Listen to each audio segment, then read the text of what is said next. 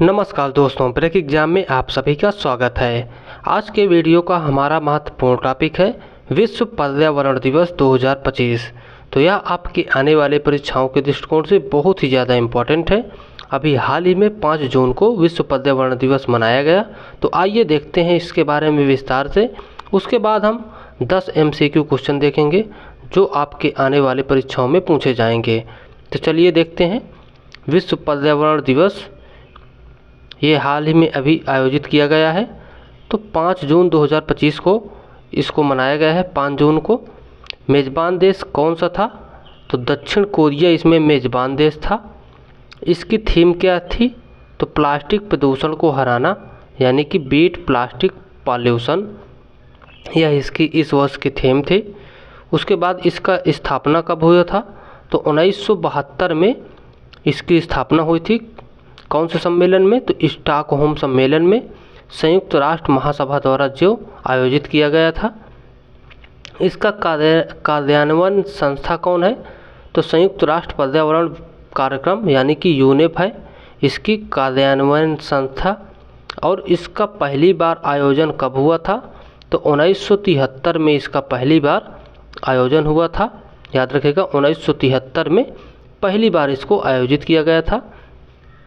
लेकिन 1972 की जो स्टॉकहोम सम्मेलन था वहाँ से इसको मनाने का प्रक्रिया शुरू कर दी गई थी।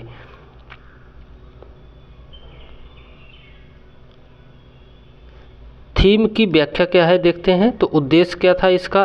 तो प्लास्टिक उत्पादन, उपयोग और निपटान में कमी लाना। 4R समाधान दिया गया है इस थीम के जरिए। वो कौन कौन है? तो पहले R का मतलब है रीयूज, फिर रिड्यूस, फिर रीयूज और रिसाइकिल। पहला है रिफ्यूज, रिड्यूस, रीयूज और रिसाइकिल। यह 4R का संबंध है। याद रखिएगा, कभी कभी डायरेक्ट परीक्षाओं में पूछा जाता है कि 4R समाधान का संबंध कौन से दिवस से है। तो आप याद रखिएगा 5 जून विश्व पर्यावरण दिवस से है।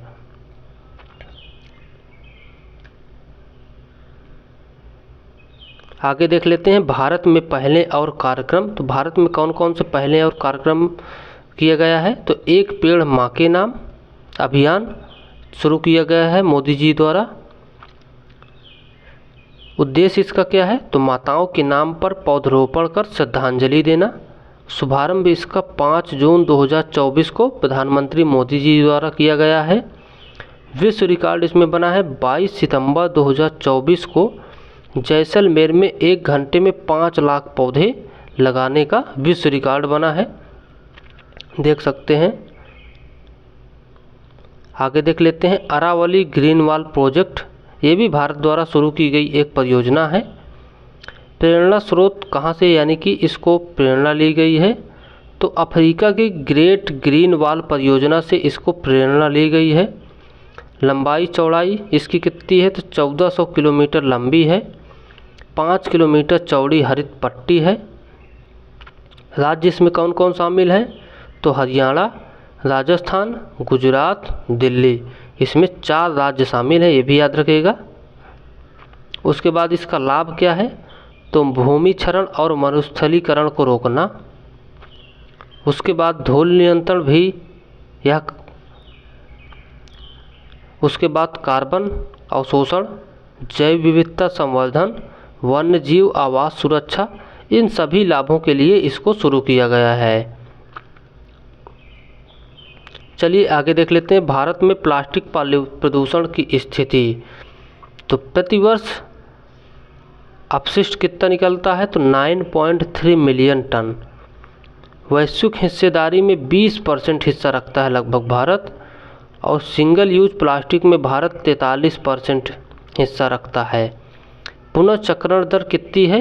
तो केवल 15 से 20% ही प्लास्टिक को हम रिसाइकिल कर पाते हैं।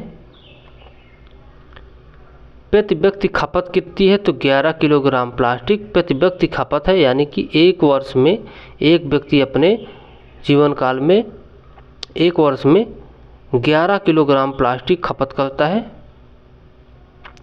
तो 70 का मल्टीप्लाई कर लो। यदि 70 वर्ष एक आदमी औसतन जीता है तो 70 गुणे 11 यानी कि 770 किलोग्राम प्लास्टिक अपने जीवन काल में एक मनुष्य इस्तेमाल करता है। उसके बाद प्रमुख कारण देख लेते हैं आखिर। तो कुप्रबंधित अपशिष्ट प्रबंधन के कारण सबसे अधिक पर्यावरण प्रदूषित हो रहा है। सिंगल यूज प्लास्टिक का अधिक उपयोग होने के कारण, अनौपचारिक पुनर्चक्रण व्यवस्था होने के कारण, नदियों महासागरों में बहाव होने के कारण, जो सबसे ज़्यादा नदियों में प्लास्टिक बहाती हैं वो है गंगा, सिंधु, ब्रह्मपुत्र। सबसे बड़ा हिस्सा ये समुद्र तक ले जाती हैं। उसके बाद शहरीकरण का दुष्प्रभाव, तो बड़े शहरों में कचरा प्रबंधन विफल रहा है। तो ये सभी कारण हैं जिन कारण से पर्यावरण प्रदूषित हो रहा है। उसके बाद हम आगे देख लेते हैं प्रदूषण के प्रभाव। तो पर्यावरणीय क्षरण, विषैले रसायन, मृदा और जल प्रदूषण होता है। इससे जलीय जीव और पशुओं की मृत्यु हो जाती है। उसके अलावा स्वास्थ्य पर असर इसका क्या पड़ता है, तो कैंसरकारी रसायन यानी कि डाइऑक्सिन और फ्यूरांस, माइक्रोप्लास्टिक नमक भोजन पानी में इसमें मिल जाते हैं। जल जमाव से मलेरिया, डेंगू का खतरा उत्पन्न हो जाता है। उसके अलावा आर्थिक रूप से नुकसान की बात की जाए तो 2030 तक अनुमानित नुकसान 133 बिलियन डॉलर है। नालियों की सफाई में 1500 से 2000 करोड़ प्रतिवर्ष खर्च होते हैं और पर्यटन इससे प्रभावित होता है। तो ये सभी नुकसान हैं हमारे। आइए देख लेते हैं अब MCQ क्वेश्चन जो आपके परीक्षाओं में पूछे जाएंगे। तो पहला प्रश्न है, विश्व पर्यावरण दिवस 2025 की वैश्विक मेजबानी किस देश ने की है? तो इसका सही जवाब है option A Bharat, option B Brazil, option C दक्षिण कोरिया और ऑप्शन डी फ्रांस। तो ऑप्शन सी इसका बिल्कुल सही जवाब है, दक्षिण कोरिया ने। चलिए बढ़ते हैं अगले प्रश्न की ओर। विश्व पर्यावरण दिवस की स्थापना किस वर्ष संयुक्त राष्ट्र महासभा द्वारा की गई थी? तो इसका सही जवाब है ऑप्शन बी 1972 में की गई थी, याद रखेगा।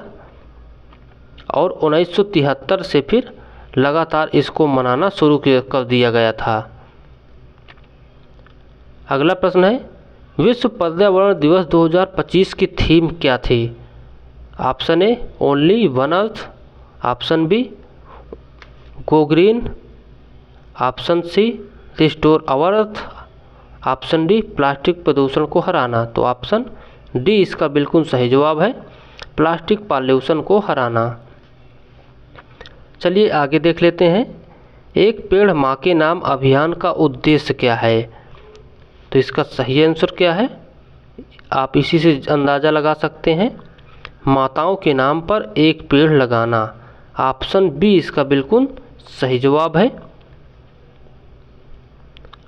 आइए बढ़ते हैं अगले प्रश्न की ओर। अरावली ग्रीन वॉल प्रोजेक्ट किस अफ्रीकी परियोजना से प्रेरित है? तो इसका सही आंसर क्या है? ऑप्शन ए है Sahara regreen project, option B है great green wall, option C है eco friendly zone, option D है सस्टेनेबल बायो जोन। तो इसका सही आंसर है great green wall project, option B इसका बिल्कुल सही जवाब है। चलिए बढ़ते हैं अगले प्रश्न की ओर। भारत में प्रतिवर्ष लगभग कितना प्लास्टिक अपशिष्ट उत्पन्न होता है? तो लगभग कितना प्लास्टिक अपशिष्ट उत्पन्न होता है? इसका पहला ऑप्शन है 3.5 million ton, 6.2 million ton, 9.3 million ton और 11.5 मिलियन टन।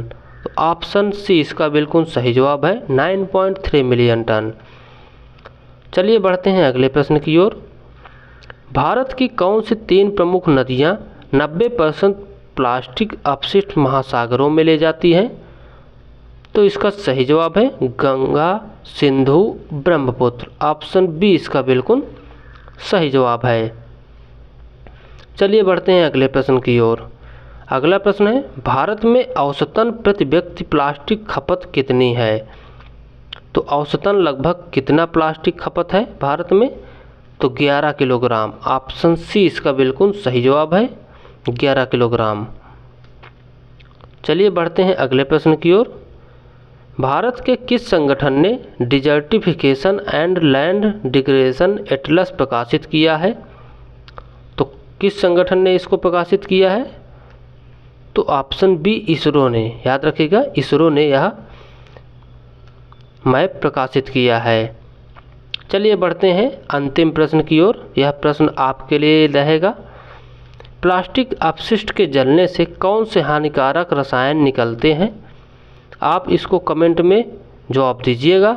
हम आपके कमेंट का वेट करेंगे, देखते हैं किसका कमेंट सही होता है। यदि आपने वीडियो पूरा देखा होगा तो आप इसका जवाब जरूर दे पाएंगे। तो थैंक यू दोस्तों, मिलते हैं फिर से नए वीडियो में। तब तक के लिए थैंक यू, बाय।